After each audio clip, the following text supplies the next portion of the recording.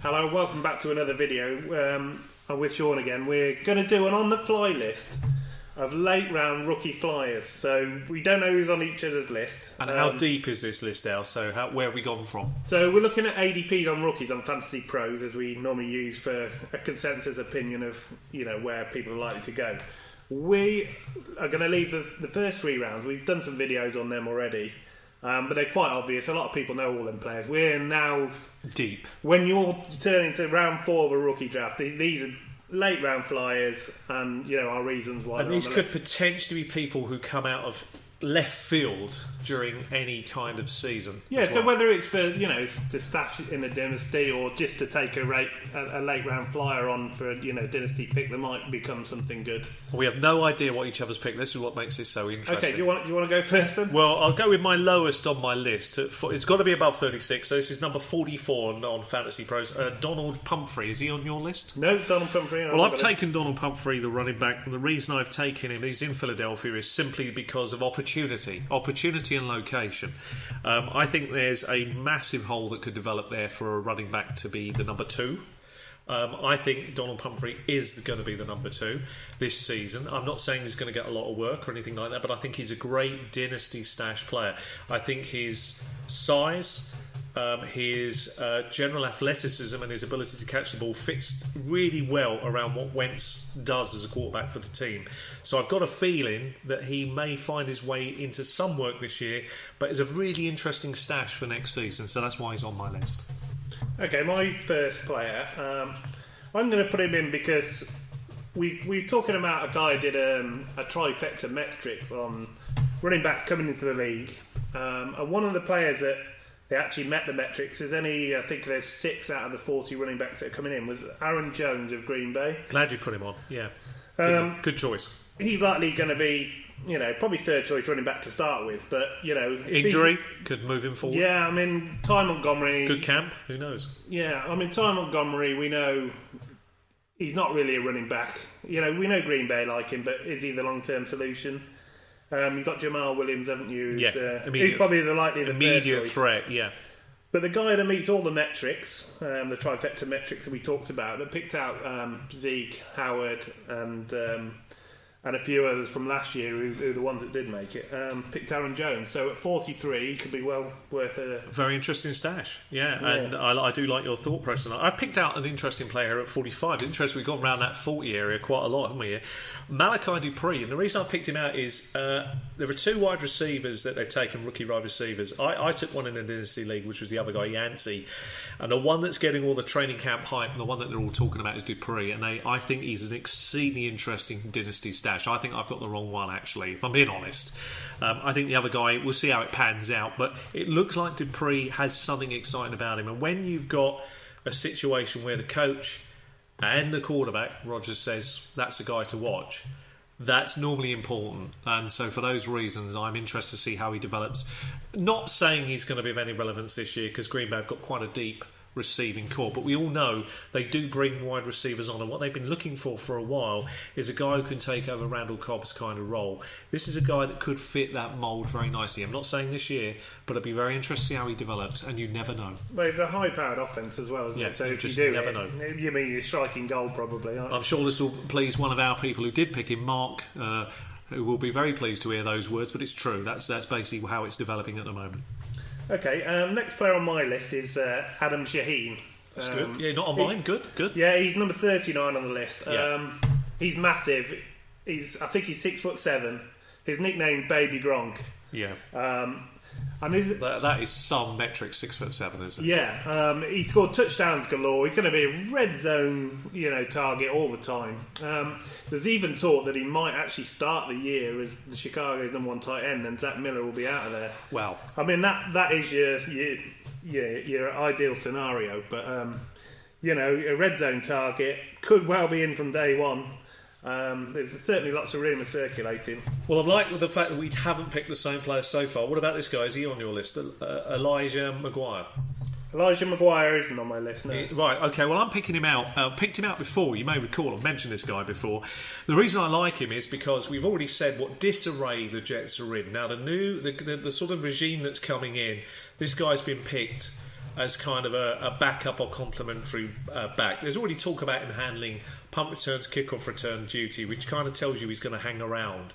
I get the feeling, listening to what the coaches say and other people have said, that with the changing of the guard, the way things are moving, maybe Elijah Maguire gets some relevance this season because, let's be honest, Matt Forte is kind of at the twilight of his career. We've already highlighted in our bust video that maybe poor old Bilal Powell just doesn't work out for him, and there's just such a mess at splitting the load.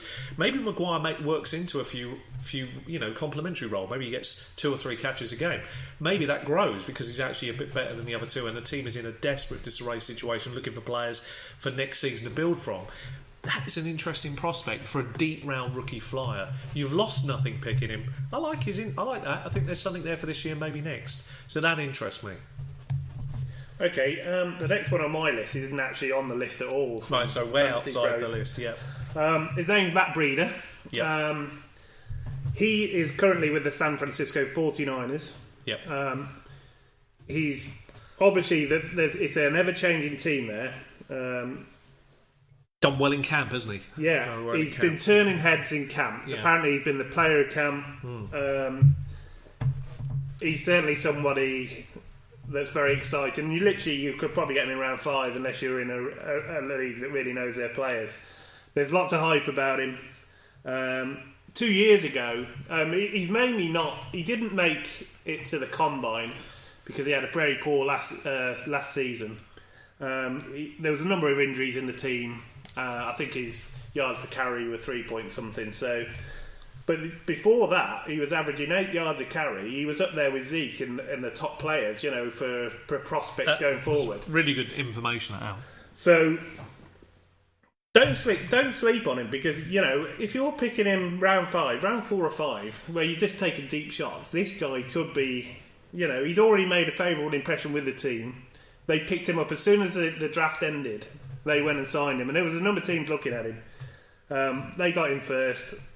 He's not disappointed them, and he has done it in the past. And they are looking, aren't they? San Francisco are looking at the future beyond Carlos Hyde, and they've got kind of, I suppose, slightly ahead of him would be, you would say, Joe Williams by name. But there's every chance this guy, as you quite rightly say, could end up by the time we go through the OTAs fully. Start going into pre-season, if he just 1 or 2 big plays, suddenly he's ahead on the depth chart. So you're right, it's a great spot. Well, he's certainly worth a late round flyer. I mean, everybody knows Carlos Hyde. He's got injury history. They've already put rumours out there that he doesn't fit their scheme. Yeah. Make no bones about it. He'll be number 1 if he's still there at the start of the season. Without and we doubt. think he will be. Yeah, we think he will be. Yeah. So, but these are guys that you're probably worth stashing. So I like that. Okay, this guy is just. I just really like this kid, Brian Hill, running back, Kansas City. Kansas City, Atlanta Falcons. The reason I like him so much is simply this. Obviously, we know that Atlanta have got 2 really great running backs that complement each other very well. You've got Devontae Freeman, and obviously you've got Tevin Coleman.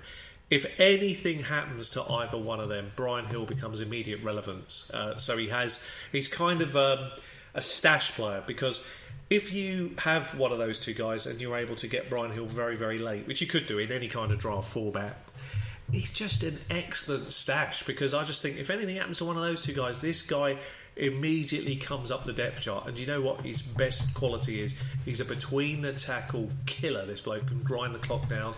He's deadly inside the 5-yard line. He is a mountain to bring down, and he adds something that neither of the other 2 do, which is that real between the tackle stuff that no one really wants to do. I mean, Devontae Freeman's great. He's got a little bit of the McCoy and DeMarco Murray about him. He can manoeuvre.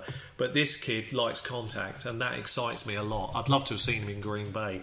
But he is where he is, and I think there's some relevance here. He's a late-round shot in any rookie draft, but I really like the opportunity because you never know in fantasy football what will happen. And his immediate value could skyrocket if anything happened to those other 2. Okay. Very good point. My next player, Ishmael Zamora. Yep. This is a guy. He's 6'4" or 5, I think. He ran track for college. He ran a 4.53 or something at the combine. So he's got all the attributes you need. He was wide receiver for Baylor, and he was probably their number 2. Yeah. But in the big games, he actually had some of his best matches. Always a good sign for any rookie. Yeah, so that's a good thing to look for. Always a good sign, that. When you're looking for rookies. He's got a downside, because similar to Joe Mixon, he's got a dark past. There was a video of him, hitting, disciplining his dog, to put it politely, is a way of phrasing that. He landed with the Raiders. Derek Carr, gunslinging, QB. Just as well it wasn't Cleveland. He might not even make the team, but he's got all the attributes. He's got speed, he's got height. Yeah, that sounds good. He's on a good team. Yep.